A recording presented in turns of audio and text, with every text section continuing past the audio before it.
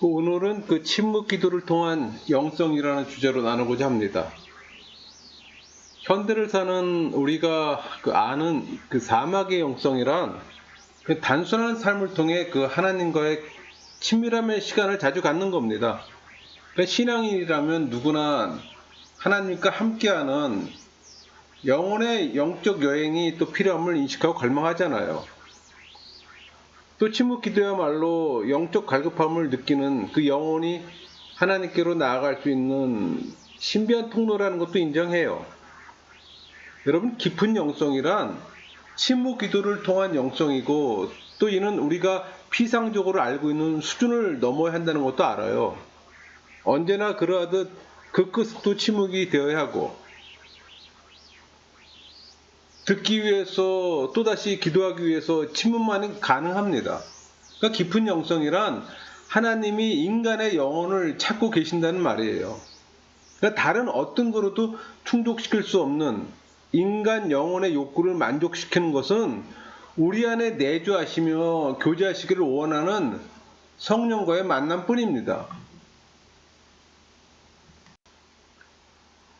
영혼이 목마르게 찾고 있는 성령의 지배를 받는 것이 진정한 영성의 추구입니다. 그러니까 이 세상에 우리가 직면하고 있는 위협에 대해서 좀 이야기를 나누고자 합니다. 흔히 우리는 육체 혹은 물질적 위협을 매우 심각하게 여깁니다. 그러나 사실 그런 위협보다 한 차원 높은 정신적인 위기에서 기인하고 있다는 사실을 많은 사람들은 잘 몰라요. 그런데 이런 정신적 위기보다도 또 한 차원 더 높은 위기가 있어요.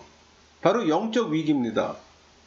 그러니까 영적인 것은 근원에 관한 것이기에 영적 위기는 모든 위기의 근원이 또 되고, 따라서 매우 심각하고도 또 중요한 위협이 되기도 합니다. 물질 만능 시대에 살고 있는 이 시대에 사람들이 겪고 있는 가장 큰 위기는 영적 위기예요. 그러니까 영적 위기에 직면해서 사람들을 유혹하는 또 가짜 영성이 성행하고 있고, 또한 오늘날의 또 심각한 현상이기도 해요. 그러니까 여기저기 아무데나 그냥 영성이라는 말을 붙여요. 진정한 영성의 의미도 바르게 이해하지 못한 채. 또 이런 모든 것들은 거짓 목적에 의해서 또 확대 생산되고, 또 많은 무죄 죄들도 양산하곤 합니다. 그러니까 우리는 항상 우리 내면의 죄의 경영성과 부단히 싸우고 있는 것도 사실이에요. 오늘날 많은 이들이 말하는 영성에 대해 몇 가지 지적할 내용이 있습니다.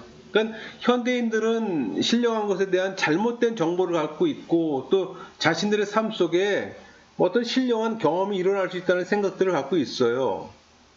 다시 말해서 첨단 과학 기술을 살고 있지만 과학을 초월한 어떤 신령한 것에 대한 관심이 있다는 겁니다.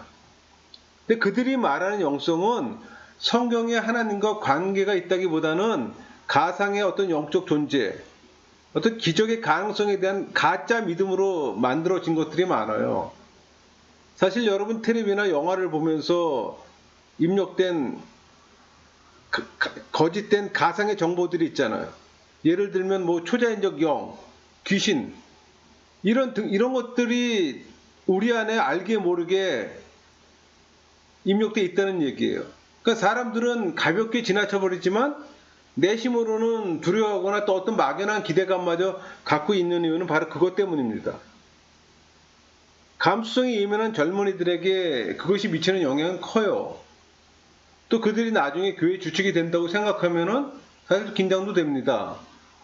그러니까 현대인들은 막연한 가짜 정보로 신비를 또 접하고, 또 바른 교육 없이 그런 내용이 영혼에 입력되면 미혹하는 정신세계를 갖게 되는 거예요. 사람들은 행복에 관련된 지식이나 원리를 과거 자기가 경험했던 것에 있어서 찾는 경향들이 있어요. 그러니까 이런 관심은 현대사회에서 불확실한 어떤 신비 사상들의 유행으로 나타나는데, 예를 들면 기독교에서 불교로, 또 불교에서는 기독교로 역으로 관심을 갖고 있습니다. 그게 다원주의죠. 그러니까 이런 것들은 막연한 동경을 넘어 잘못된 종교적 호기심으로 또 발동돼서 또 이상한 정신체계를 갖게 되는 거예요. 그러니까 요가, 기훈련 이런 거 많이 들어봤잖아요. 근데 우리 생활 주변에 가까이 있어요. 개중에는 어떤 그리스도인들도 영적으로 혼동하고 있어요. 거의 무방비로 노출되어 있다는 얘기입니다. 현대인들은 인간의 잠재력을 믿는 경향들이 있습니다. 그러니까 성공하고 또 자기 개발의 이 비결을 몇 단계의 훈련 등을 통해서 그것이 또 얻어진다고 생각해요. 그 서점에 가면 그에 관련된 책자들이 또 많이 있습니다. 또 막상 그런 책들을 펴보면 그 내용은 잡다하고 미묘하고 공허한 내용들로 가득 차. 그 막연한 호기심만 그 불러일으키는 내용들이에요. 그 내용을 보면 조잡하고 보잘것 없고 또 연약한 마음들을 또 유혹하기 쉬운 그런 것들입니다. 그러니까 내면의 혼란을 야기시키는 것 뿐이에요. 그러니까 교인이 읽는 신앙서적도 내용을 자세히 살펴보면은 뭐 내용의 일관성이 없고 또 신앙의 색깔을 입힌 책들도 있어요. 그래서 책도 잘 선택해야 합니다. 그러니까 더 성숙해지면 마음에 감동을 준다고 해서 영혼에 다 좋은 것이 아니라는 사실도 또 알게 됩니다. 여러분, 본질보다 겉에 나타나는 현상만을 추구하는 교인들의 경우에도 큰 위험이 되고 있습니다. 그러니까 인스턴트식 만족 추구는 단편적이고 어떤 경박한 사고 구조와 또 생활 습관을 만들어내는데 이것은 또 자신과 공동체 사회에 또 취약하게 합니다. 여러분, 인스턴트식 믿음 생활은 이 시대 교회의 저주예요. 즉각적인 만족에 관한 어떤 사고체계는 가장 큰 영적 문제이기도 합니다. 지금 교회에서 가장 절실한 것은 많은 수의 종교인이 아니라 신앙인입니다. 여러분, 개인 생활을 보세요. 책을 보고 생각하기보다는 TV를 보고 듣는 것이 너무 익숙해져 본질보다는 현상만을 추구하는 실정이 있잖아요. 그 결과를 힘들어 생각하지 않고 어떤 궁극적이거나 근원적인 것으로 인해 고민하지도 않아요. 어른은 그렇다 치고 젊은이들에게는 또 어떤 새로운 것을 힘들어 진지하게 탐구하려는 경향이 점점 없어집니다. 그러면 그럴수록 사람들은 더 단순해지고 또 그렇게 되면 전체주의적 사고나 어떤 행동주의적 그 지배가 그 지배를 받기가 더 쉬워지는 거예요. 경제학자들은 현대사회를 소비자 사회라고 보통 얘기합니다.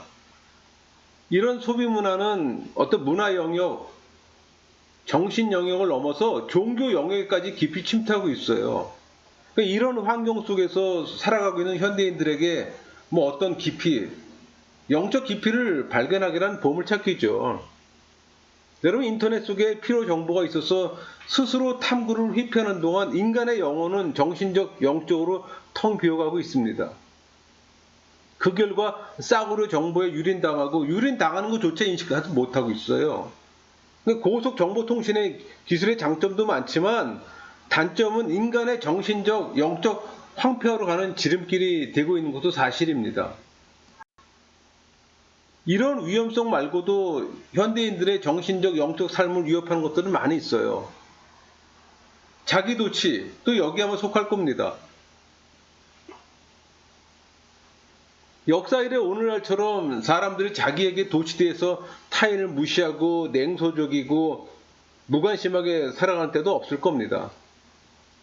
이 자기도취는 인간관계를 쉽게 또 파괴하고 공동체는 또 무너뜨립니다. 그런 과정에서 실제로 사람들은 또 모두 외로워하는 또 실정이기도 해요.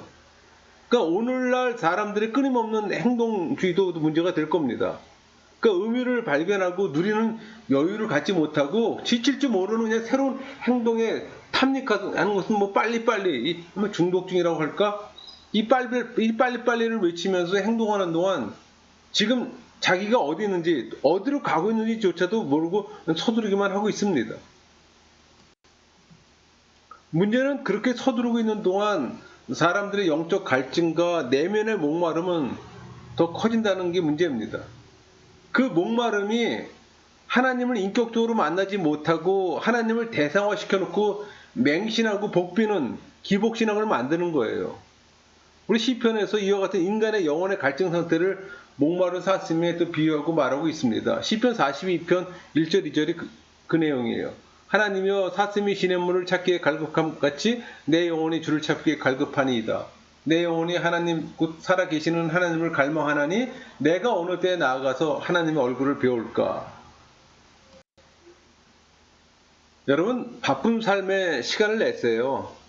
그리고 또 영혼의 갈급함에 귀 기울이세요. 영적 갈급함은 살아계신 하나님을 만나고자 하는 영혼의 몸부림입니다.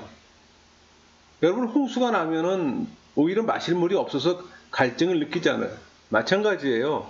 풍요로운 현대사회는 영적 관심이 높아지고 영성이라 이름 붙인 책들이 범람하지만 여러분의 영성은 어떤가요? 여러분 영성은 하나님과의 친밀함이라고 제가 정의했잖아요. 그럼 우선 성령이 내 안에 내주해야 하는데 내주의 사건 없이 영성을 운운하잖아요. 거짓 영성들이 난무해 오히려 성령께서 혼탁한 영성으로 인해서 질식할 것 같은 그런 위험을 느끼고 있는 상태입니다. 여러분 우리 영혼이 사모하는 것은 오직 한 분 성령이에요. 그러니까 신앙인이라면 영혼이 목마르게 찾는 하나님을 찾아 나서는 것이 참된 영적 여행이자 또 진정한 영성의 추구예요. 두 가지 기도가 있을 수 있겠네요. 종교인은 주님 어디 계십니까? 주님을 만나고 싶습니다. 제가 초대합니다. 제 안에 들어오세요. 신앙인의 기도는 주님 제 안에서 마음껏 활동하세요. 제가 순종하겠습니다. 이렇게 기도할 수 있겠죠? 그러니까 중요한 것은 종교인이 신앙인이 되는 것이 중요한 겁니다.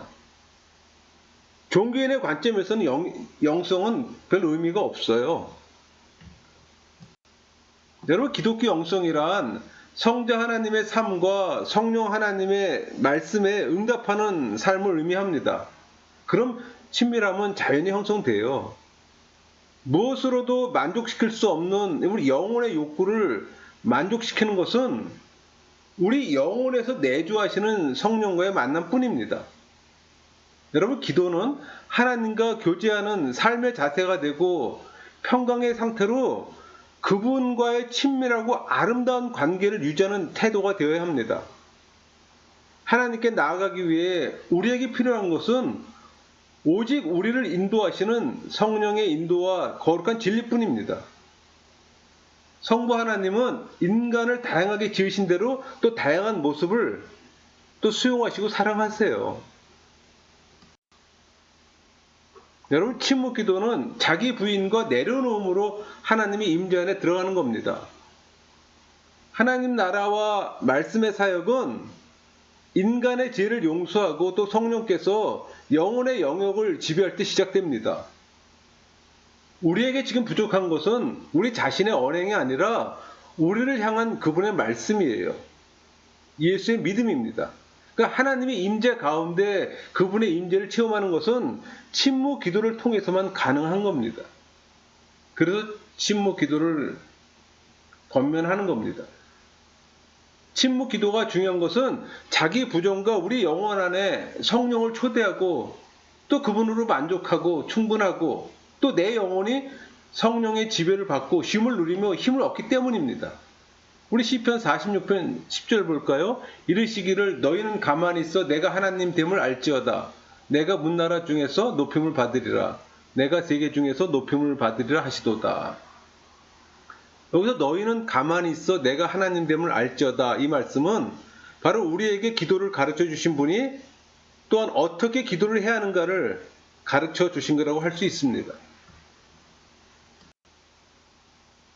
여러분 침묵 기도는 성령과의 대화입니다. 또 관계의 회복이고 또 친숙한 교제잖아요. 그러니까 우리가 어려운 삶 가운데 두려움에서 벗어날 수 있는 이유는 기도를 통해 그분을 만날 수 있기 때문입니다. 그런 마음을 하나님께서도 기뻐하신다는 것을 우리는 알잖아요. 여러분 창조주 하나님이 우리를 사랑하시고 친숙한 교제를 원하셨는데도 불구하고 마치 우리 누가복음 15장 11절에서 32절 탕자 이야기 속에 나오는 둘째 아들이 되어봅니다. 또한 첫째 아들도 되어봅니다. 그러니까 여러분이 둘째 아들도 되어보고 첫째 아들도 한번 되어보세요. 두 아들을 보며 대화가 부족하다는 생각도 해봅니다. 여러분, 침묵 기도는 대화잖아요. 대화할 때 관계가 일어나고 친밀하면 관계 형성되잖아요. 그러니까 침묵 기도는 우리의 평강이며 또 하나님의 기쁨이기도 해요. 그러니까 기도는 하나님과의 함께 있는 거잖아요. 그러니까 그분과 더불어 하는 아름다운 만남, 기쁨 동거, 평화로운 시간이에요. 때문에 우리는 시편 46편 5절 하나님이 그 성 중에 계심에 성이 흔들리지 아니할 것이라 새벽에 하나님이 도우시리로다. 이 말씀을 충분히 이해할 수 있게 됩니다. 그러니까 우리의 삶을 성에다 한번 비교해 보세요. 그러니까 성은 여기서 캐슬이 되는 겁니다. 그러니까 그 성 안에 나 혼자 있으면 결코 안전도 기쁨도 될 수가 없어요. 오히려 성이 크고 화려하면 홀로 거주하는 사람의 외로움과 두려움만을 더 크게 할 뿐입니다. 여러분, 우리는 삶의 초소에서 결국 홀로가 아니라 함께 있어야 하는 겁니다. 그러나 만약 외로움과 두려움을 갖고 다른 이들과 함께 거주하고 있다면 거기에는 더 이상의 평안이나 기쁨이 있을 수 없어요. 처음에는 그런 기대를 가지고 그렇게 해봤지만 그 결과는 기대대로 되지 않아요. 우리 모두가 알고 있잖아요. 오히려 기쁨이나 평화는커녕 다툼이나 불화 그런 게 없었다면 다행일 겁니다. 왜 그럴까요?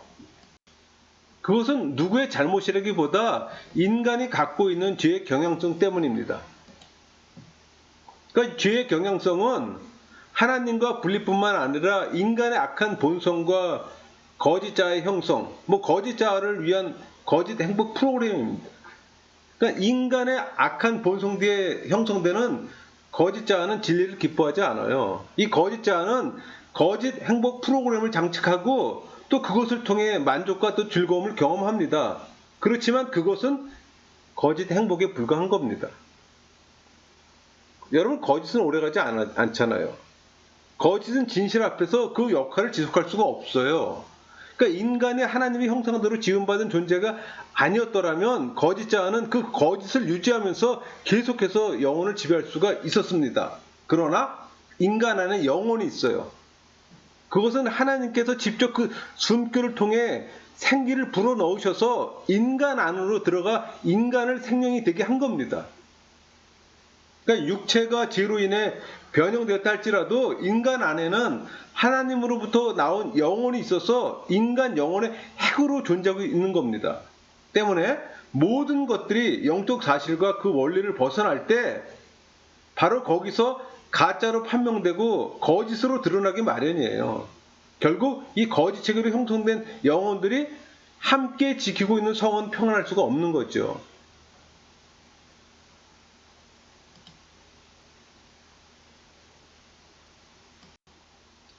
여러분, 영혼의 거처에는 성령이 함께 하시고 또 그때만의 평강이 있어요. 이 사실을 알고 경험했기에 시편 기자는 시편 46편 5절에 하나님이 그 성 중에 계시며 성이 흔들리지 아니할 것이라 새벽에 하나님이 도우시리로다 이렇게 노래하는 겁니다. 그러니까 성의 안전과 평안을 위해 하나님이 거기 계시고 또 우리가 하나님과 함께 있는 것은 추상적으로 말하는 것이 아닙니다. 그것은 하나님의 영이 인간의 삶의 절대적인 겁니다. 우리의 삶이란 성 안에서 성령이 계시하는 겁니다. 달리 표현하면 우리는 성령이 계신 곳에 우리의 삶을 결정해야 하는 겁니다. 그래야만 그 삶은 세속의 정욕에도 불구하고 요동하지 않아요.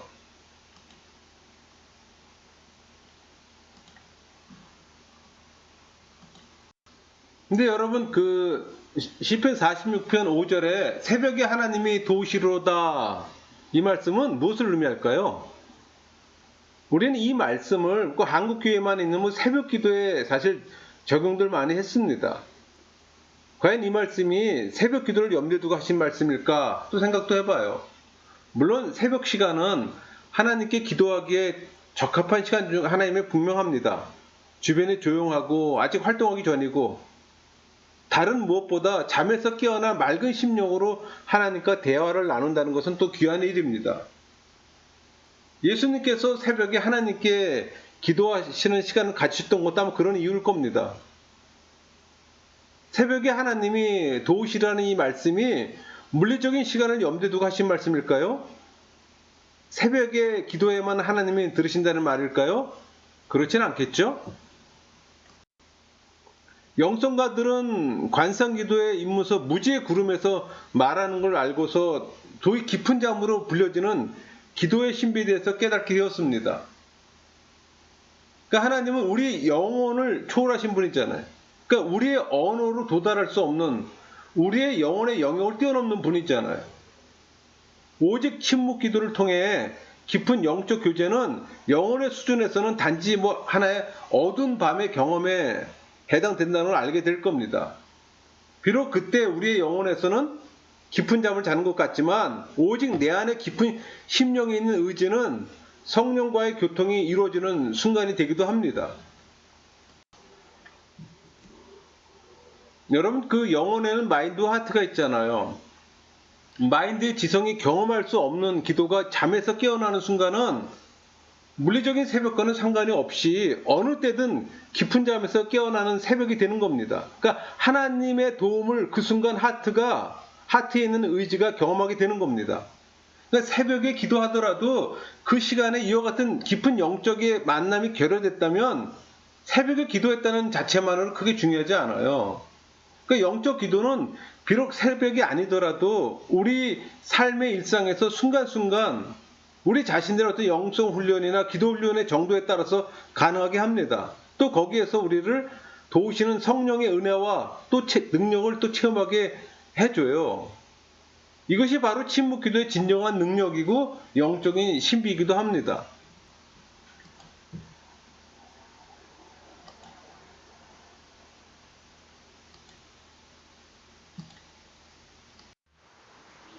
또 이런 이야기를 듣고 나서 또 어떤 분들은 쉽게 또 신비주의로 치부해 버리는 경우가 있어요. 여러분, 저는 신비주의를 거부하는 개혁주의 신앙체계를 가진 개혁주의자입니다. 역사적으로 신비주의의 위험성을 모르는 바는 아니지만 그러나 우리 신앙의 상당 부분은 또 신비한 것임을 외면할 수는 없어요. 하나님의 존재 자체도 신비한 것이며 또 우리의 구원도 우리의 말씀으로 거듭남의 체험도 또 예수님의 말씀을 직접 들은 당시의 지성인 니고데모조차 깨달을 수 없었던 것은 전부 다 신비한 것이었습니다. 그러나 여러분, 이 모든 것들은 반드시 말씀에 의해 이루어진다는 겁니다. 그러니까 신비한 하나님의 존재와 그분으로 인한 어떤 영적 경험의 신비는 이 밖에도 우리 일상에서 지속적으로 또 경험되어야 할 것들이에요. 그러니까 우리가 심령으로 기도한다는 것 역시 참으로 신비한 것이 아닐 수 없어요, 여러분. 신비는 우리 영혼 자체도 신비해요, 여러분. 꼭 외부에서 찾을 필요 없어요. 그러니까 영적 체험은 신앙의 가장 중요한 요소라고 말할 수 있습니다. 그러니까 영적 체험은 내주하시는 성령과 말씀이 있는 곳에서 그러니까 예수님의 이름으로 성령의 능력을 힘입어 기도할 때 일어나는 겁니다. 그러니까 신앙인이야말로 일상을 하나님의 사랑의 신비에 뿔을 내리고 사는 사람들이 아닐까 하는 생각도 해봅니다.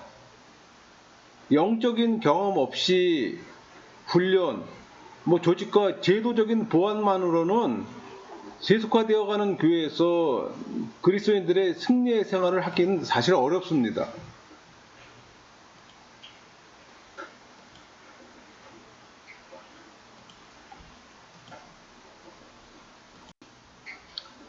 가장 힘든 순간에 우리가 피할 수 있는 방법은 하나님밖에 없어요.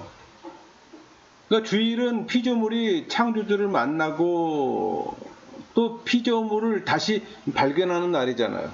그러니까 하나님을 아는 것은 그분의 계심과 더불어 온 세계에 끊임없는 창조와 섭리하시는 그분의 행동을 보는 겁니다. 여러분, 영혼의 평강은 성령이 내 삶의 중심이고 또 그 성령이 나의 힘이 일 때만 가능해지는 겁니다. 흔히들 하나님께 영광을 돌린다는 것은 바르게 판단하고 평가하여 그분께 그 가치를 바르게 돌려드리는 걸 의미해요. 진리는 영혼을 지향합니다. 또 그 속에서 힘을 얻는 동시에 또 우리가 사는 현실에서 믿음과 사랑, 소망이 되는 거고, 우리는 성령께서 우리에게 일방적으로 베풀어 주신 은혜에 만족하는 그 수준을 넘어 우리의 올바른 행위를 통해 또 구원을 확증하는 삶을 또 살아야 합니다. 여러분, 잘못 가던 길을 멈추고 뒤로 돌아서 새로운 길을 걸어가는 것이 회심이잖아요. 그게 본래 뜻이잖아요. 그러니까 사랑은 사랑하는 자를 알고 또 그 사랑으로 돌아가 거기에서 사랑받는 자가 되는 걸 의미하는 겁니다. 그러니까 이 믿음은 우리 모든 영적 과정을 알고 또 신뢰하고 의지하는 걸 의미해요. 소망은 이렇게 사랑하시는 하나님에 대한 기대를 저버리지 않는 겁니다. 여러분, 기도는 이 모든 것을 자신의 안에서 하나로 연결시키는 거예요. 하나님은 사랑의 근원이자 사랑 그 자체입니다. 영혼의 갈급함으로 시작해서 죄를 인식하고 또 회개하고 또 하나님 앞에 이루는 이 영적 여행을 어느 정도 여러분들이 이해하고 따라왔다면 이제부터 풍부한 영적 여행을 위한 시편을 읽어보세요. 여러분, 시편은 우리의 영성을 위해서 아주 중요한 내용들을 많이 담고 있어요. 흔히 시는 논리적인 언어 이전에 그림 언어라고 얘기하잖아요. 그러니까 시가 일상의 언어보다 더 포괄적인 의미를 함축하고 있기 때문에 그런 얘기를 하는 겁니다. 무슨 말인가 하면 한 단어나 한 문장이 여러 가지 뜻을 지니고 있다는 얘기예요. 또 그림은 말로 표현할 수 없는 것들을 섬세하게 표현하기도 하잖아요. 또 그것이 예술의 특성이고. 그런데 하나님의 신비와 그 비밀을 표현하기에 사실 우리 언어는 한계가 있습니다. 여러분 그런 거 느끼잖아요. 때로는 시는 그런 또 한계를 극복하기도 하고, 여러분 시편은 그렇게 하나님의 신비를 우리가 이해하는 데 도움을 줍니다. 그걸 알려면 또 읽어야 되잖아요. 근데 상당수의 많은 사람들은 또 안 읽어요. 여러분, 시편을 연구하면은 쉽게 지성소에 들어갈 수가 있어요. 또 성령과 우리의 의지가 또 교감하게 됩니다. 그러니까 설교에서 선포되는 어떤 논리적 언어는 우리의 도덕적 감정을 자극할 수는 있어요. 그러나 우리의 영혼을 울리기에는 역부족일 때가 많습니다. 오히려 우리가 부르는 찬송이 논리적 언어로 미치지 못하는 어떤 거룩한 영역으로 우리를 단번에 이끌어드리는 경우들이 종종 있어요. 여러분, 찬양 예배에서 그런 거 경험하잖아요. 그것이 바로 시편과 찬송의 위력입니다. 그러니까 어떤 신학자는 시편을 고난과 희망, 믿음의 언어라고 표현했어요. 시편이야말로 은혜 안에서 용서와 화해, 또 치유를 가져오는 기도이기도 합니다. 여러분, 시편은 그냥 읽기만 해도 하나님을 향한 찬송인 동시에 또 깊은 구송 기도가 되기도 합니다. 여러분이 시편을 사랑한다면 여러분의 영혼은 결코 메마르지 않을 겁니다. 여러분, 시편 1편은 여러분에게 아주 매우 익숙한 내용일 겁니다. 시편 150편을 다 읽지 않아도 시편 1편을 웬만한 사람 다 읽었을 겁니다. 그 전체를 보면은 복 있는 사람은 악인의 길을 따르지 아니하며 죄인들의 길에 서지 아니하며 오만한 자들의 자리에 앉지 아니하고 오직 여호와의 율법을 즐거워하여 그의 율법을 주여로 묵상하는도다. 그는 시냇가에 심은 나무가 철을 따라 열매를 맺으며 그 잎사귀가 마르지 아니함 같으니 그가 하는 모든 일이 다 형통하리로다. 악인들은 그렇지 아니하며 오직 바람에 나는 겨와 같도다. 그러므로 악인들은 심판을 견디지 못하며 죄인들이 의인들의 모임에 들지 못하리로다. 무릇 의인들의 길은 여호와께서 인정하시나 악인들의 길은 망하리로다. 이 한 편의 기도 노래를 읽는데 정상적으로라면 1분도 안 걸립니다. 하지만 이 시편을 가지고 기도 시간에 묵상할 경우 개인차 따라서 몇 시간 걸릴 수도 있어요. 그러니까 말씀을 통해 성령이 하나님의 임재 안에서 나를 인도하실 때 수시로 그 안에 머물러 쉼을 누리며 또 그분과 나누는 영적 교제 때문입니다. 예를 들면 그는 시냇가에 심은 나무가 철을 따라 열매를 맺으며 라는 이 구절을 읽을 때 읽는 사람의 시선은 더 이상 본문에 매이지 않아요. 문자를 떠나 이미 하나님의 풍부하신 사랑과 은혜의 강이 흐르는 더 강변으로 옮겨집니다. 거기에 심겨진 자기 영혼을 묵상하면서 또 한 폭의 그림을 그리게 되는 거예요. 그런데 그때 보여지는 이미지는 우리가 말씀을 즐거워하고 또 그것을 밤낮으로 묵상하는 삶에서부터 온다는 것을 알게 됩니다. 성령의 지배로 평강의 상태에서 그분으로부터 공급되는 은혜를 가지고 사는 한 인간의 모습을 거기서 보게 되는 거예요. 여러분, 영적 교감으로 영혼에서 흡족함을 느낀 뒤에 다시 본문 말씀으로 들어가게 되고, 그러면 거기서 이번에는 또 다른 모습으로 내 영혼이 하나님의 임재 안으로 옮겨지는 걸 느끼게 됩니다. 묵상은 때때로 이렇게 오랜 동안 지속되기도 해요. 여러분이 묵상 기도를 해봤다면 쉽게 이해함이 형성될 겁니다. 근데 여러분이 묵상을 안 했다면 제가 하는 이 말이 다 공허한 메아리처럼 들릴 겁니다.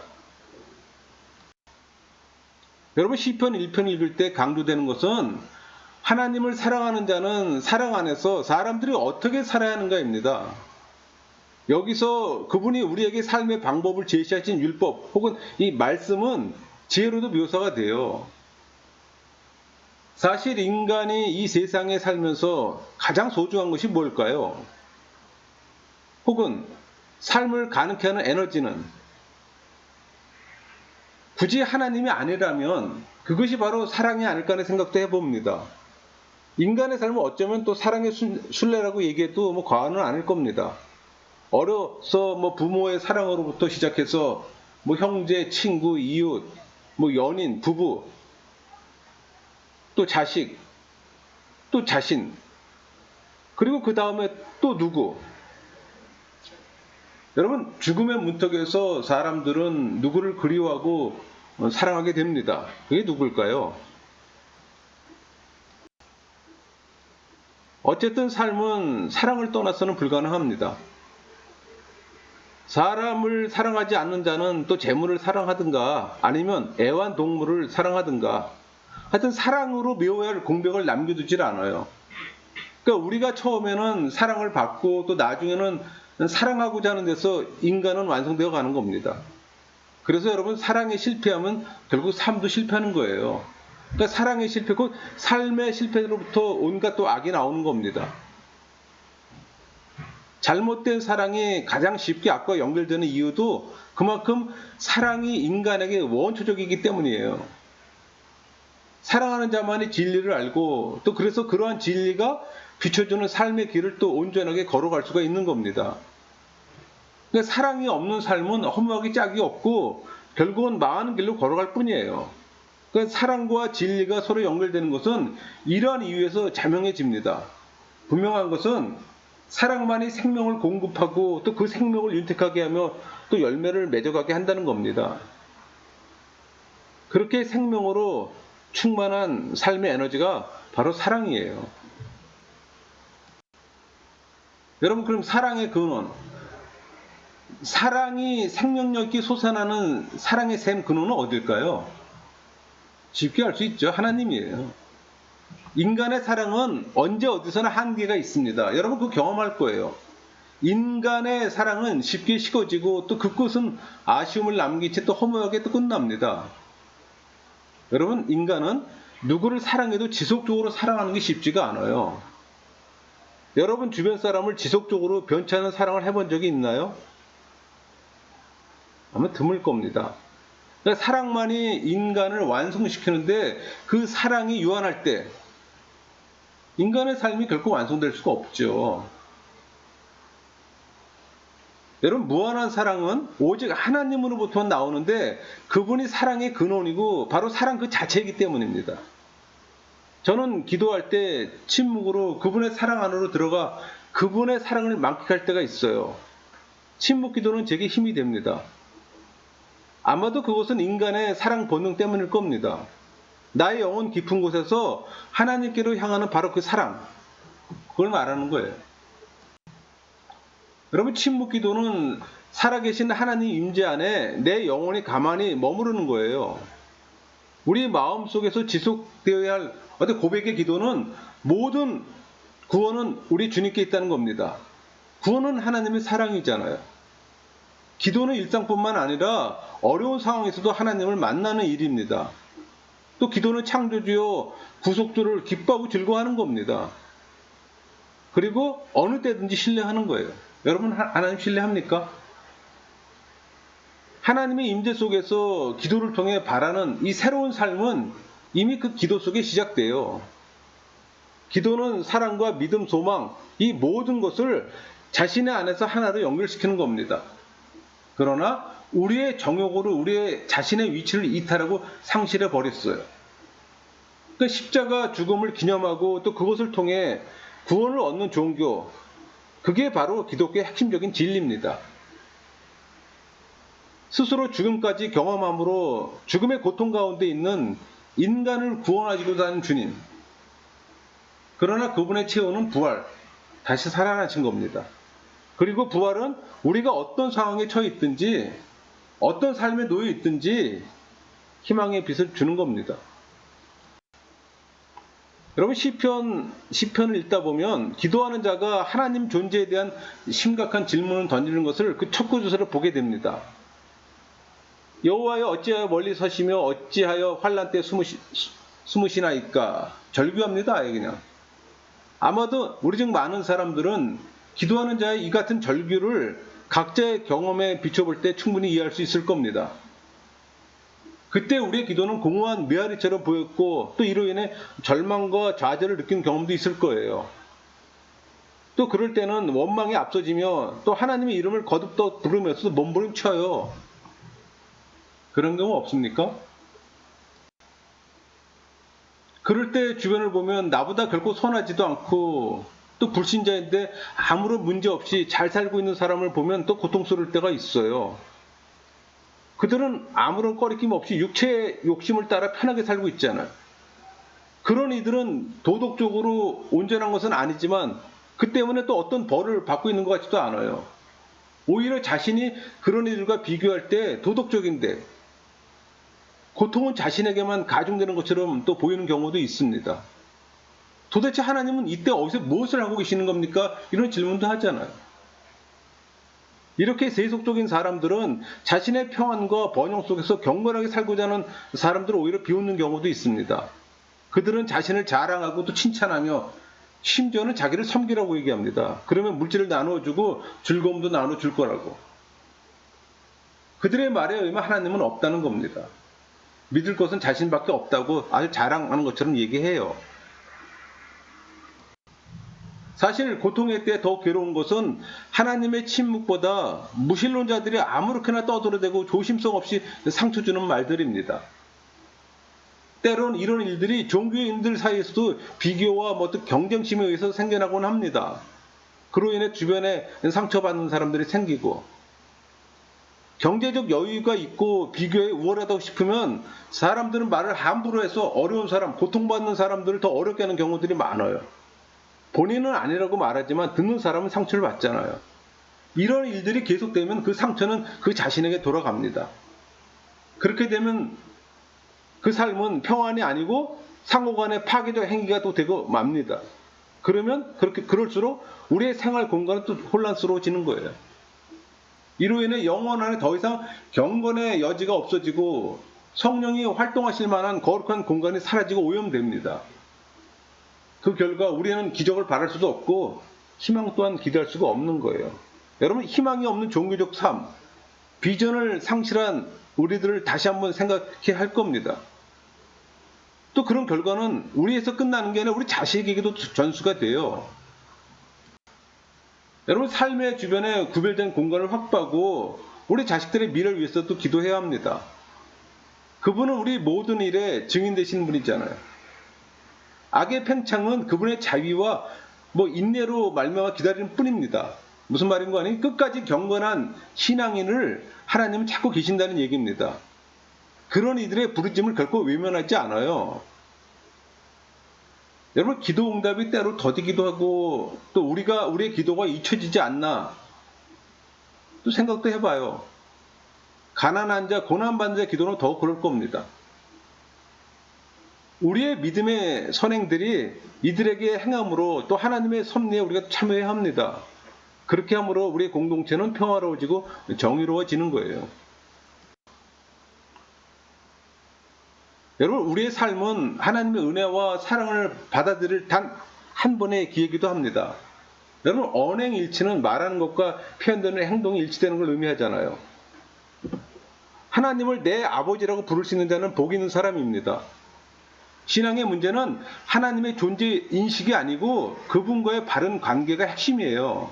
여러분, 침묵 기도는 하나님이 임재 안에 들어가는 영적 사건입니다. 하나님을 믿고 따르는 자녀에게 하나님은 약속을 파기하지 않으시고 그 말씀하신 것을 또 성취하시는 분입니다. 그러니까 죄를 회개하고 회심할 때 그 영혼 속에 믿음을 주시는 분이 또 성령이시잖아요. 그러니까 침묵하는 자는 성령의 내점을 알기에 입 밖으로 내는 소리가 아니라 마음의 음성에 주의를 기울입니다. 그러니까 하나님의 말씀이 들려지고 머물러 할 곳은 이성이 아니라 마음이에요. 의지예요. 그 내면입니다. 그러니까 삶을 단순하게 하고 주신 것을 감사하면서 또 풍성하게 여기는 소박한 삶을 추구할 때 이 삶은 아름다운 복으로 채워지게 되는 겁니다. 여러분, 가장 아름다운 유산은 삶 그 자체, 그 중에서도 신앙을 물려주는 겁니다. 성령은 나의 동반자이시기에 그가 채우지 못할 필요는 없어요, 여러분. 여러분, 세상을 살면서 세상을 초월해 영원한 실제로 다가가는 기도, 묵상 기도, 아니 더 나아가 정감적 기도가 있어야 합니다.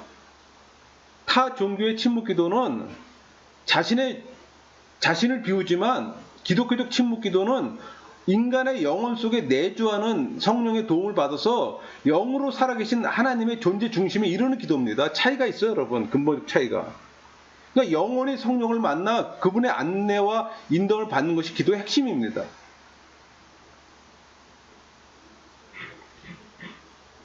여러분, 기도는 인간 본질적인 행위잖아요. 인간의 삶에서 끊임없이 선택하고 그 선택에 따라 행동합니다. 그러니까 인간은 수많은 행동을 하면서 삶을 영위하고 있잖아요. 그런데 이렇게 많은 행동 가운데 인간의 본질적 행동은 어느 것일까요? 무엇이 인간으로서 가장 기본적이고도 궁극적인 행동이 될 수 있을까? 이런 생각 해보셨나요? 인간이 하나님과 친밀해지는 기도야말로 인간의 본질적인 행동입니다, 여러분.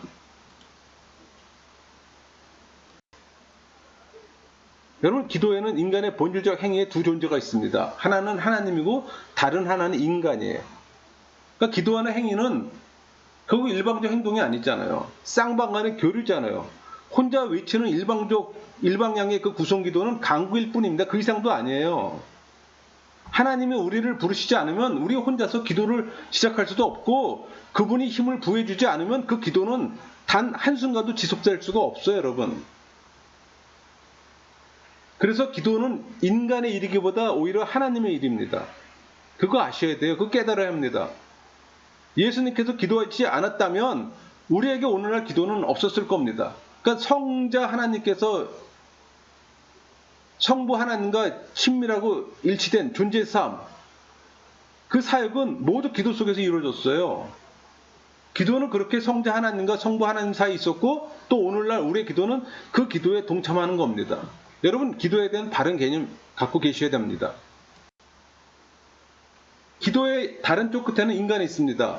그러니까 하나님이 기도를 들으시는 다른 한쪽 끝에 인간이 있다고 하는 얘기입니다. 예를 한번 들어볼게요.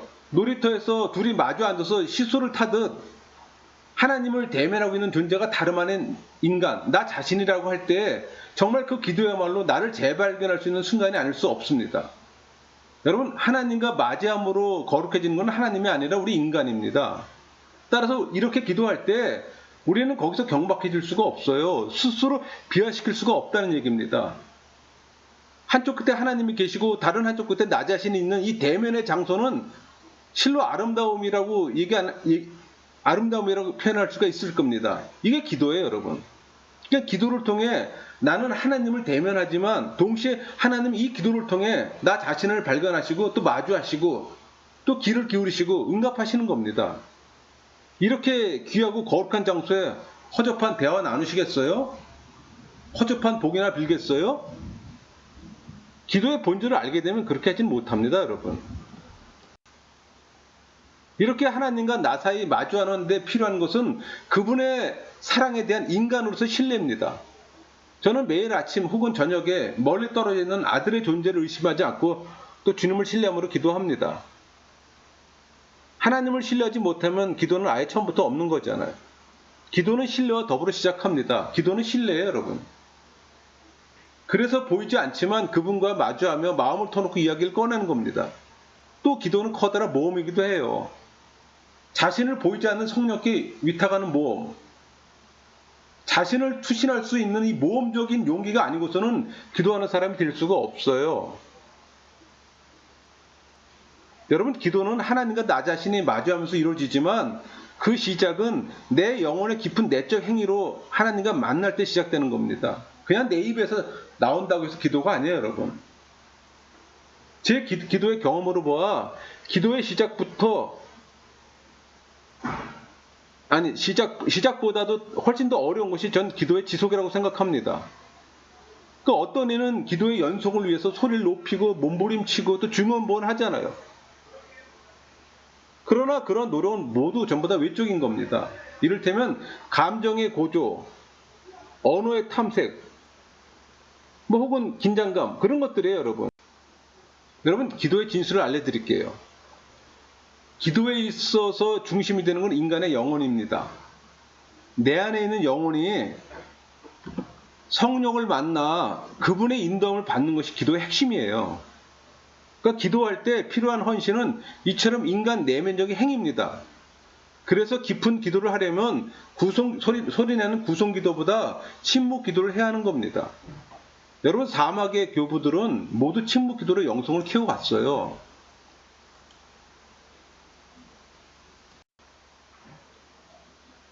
침묵기도를 통해서 기도할 때 외적으로 장황해지는 것이 아니라 오히려 단순해집니다.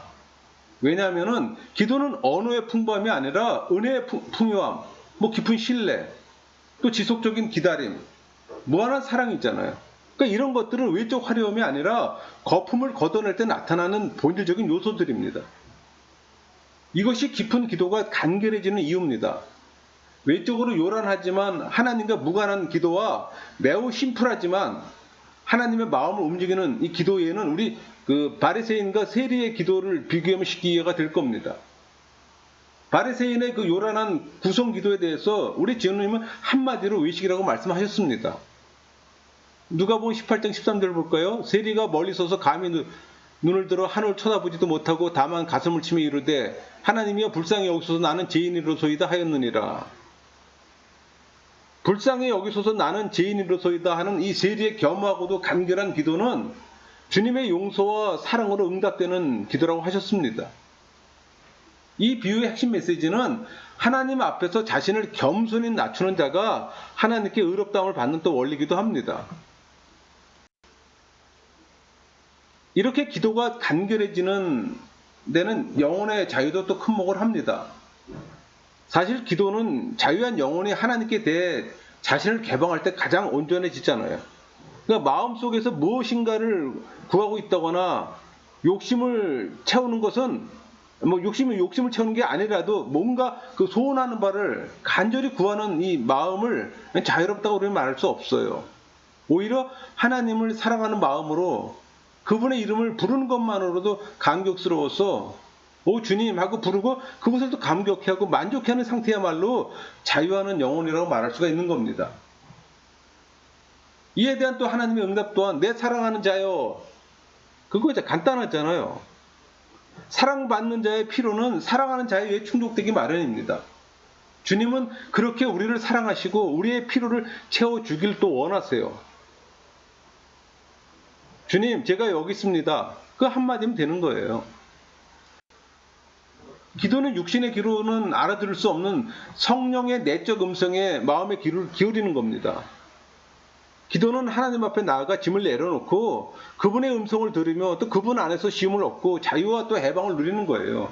그러니까 기도는 현실에 대한 우리 스스로의 종교적 신심을 통한 보충이 아니라 현실 속에서 하나님을 발견하고 만나는 겁니다. 여러분, 기독교적 영성은 인간의 영혼 속에 내주하는 성령의 도움을 받아 영으로 살아계신 하나님의 존재 중심에 이르는 기도입니다.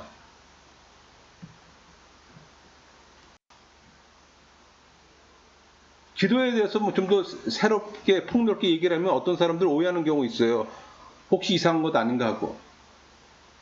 그냥 기도하면 되지. 뭘 기도에 대한 배움이 많이 필요한가. 이렇게 말하는 사람도 있어요. 여러분, 진실을 외면하고 자신의 작은 경험만으로 영적 경험을 제한시키려는 것은 어리석잖아요. 여러분, 교회사를 보면은 믿음의 선배들의 기도의 영역은 넓고도 깊었습니다. 영성을 키워가는 보물창고 같았어요. 여러분이 영성에 관심을 갖고 기도의 영역을 알아가면 아마 새로운 세계가 열릴 겁니다. 아는 만큼 행하잖아요. 기도의 예는 성경 전체를 통해 얼마든지 찾아볼 수가 있습니다. 우리가 이해함이 없을 뿐이지 모든 기도의 영역이 다 망라되어 있어요. 시편은 책 전체가 그런 기도의 대표이라고 얘기할 수 있습니다. 예수님 기도 역시 또 하나님과의 연합의 형태로 이루어졌음을 또 여러 군데서 우리가 찾아보잖아요. 아라비아 사막에 나간 바울, 반모섬에 들어간 요한. 그러니까 우리는 성경에서 얼마든지 묵상이나 정감적 기도, 더 나아가 관상의 상태까지는 알 수 있는 예들이 많아요. 교회사 속에서 사막의 영성은 오늘날 현대사회가 인간성을 상실하고 정서적, 정신적, 영적으로 사막화되어가는 이런 상황 속에서 무엇보다도 우리가 추구할 영성이 아닌가 하는 생각도 해봅니다. 여러분, 이렇게 기도에는 하나의 방법만이 아닌 다양한 방법들이 있어요.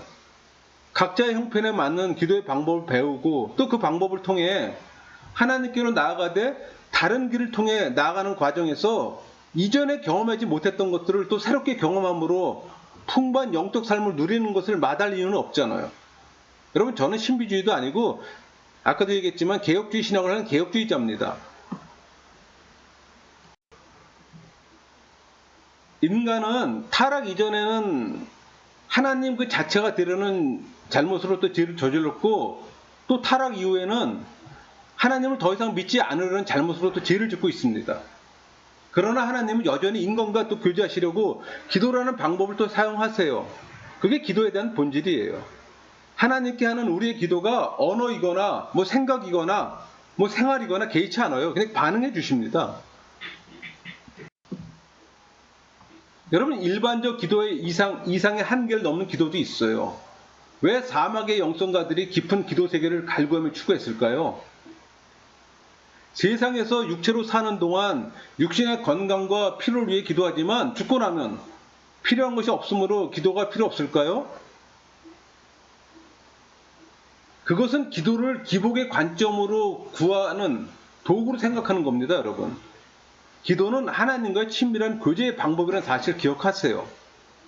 인간은 이 땅에 살고 있지만 본래 하나님의 형상으로 지음받았고 그 형상을 회복하고 또 하나님과 친밀한 교제를 나눈 삶을 위해 처음부터 도달할 이상과 목표가 정해진 존재입니다. 결국 인생의 목표는 이 세상에 있는 것이 아니고 오히려 이 세상을 극복하는 거예요. 구원은 이 세상을 극복할 때 우리는 거기서 또 하나님의 실체를 직면하고 또 그분을 보게 될 겁니다. 여러분, 기도의 중요한 목표는 바로 이러한 인간의 목표의 실제를 위한 겁니다. 이를 위해서는 우리의 현재적 육체의 한계 내에서만 가능한 구성기도, 묵상기도를 생활 자체의 기도보다는 이를 초월하는 기도가 있어야 하는 겁니다. 이 세상에 살면서도 세상을 초월한 영원한 실제로 다가가는 기도, 정감적 기도, 관상의 상태를 경험하는 기도도 있다는 걸 여러분 기억하세요. 이런 것이라고 해서 특별한 게 아니에요, 여러분. 다만 이것이 높은 수준의 기도일 뿐입니다. 여러분, 지상의 모든 상징을 뛰어넘어 하나님의 순수한 어떤 영적 실제를 바라보고 접근하는 기도가 우리 신앙의 전통 안에서 또 성경 안에서 얼마든지 찾아볼 수가 있어요. 성자 하나님은 지상에 계실 때 이와 같은 기도의 방법으로 늘 성부 하나님께 함께 하셨잖아요. 여러분, 인간에게는 침묵이 언어보다 더 어렵습니다. 그렇지만 그 침묵에서 하나님을 만날 수 있다는 사실을 꼭 기억하세요. 마치겠습니다.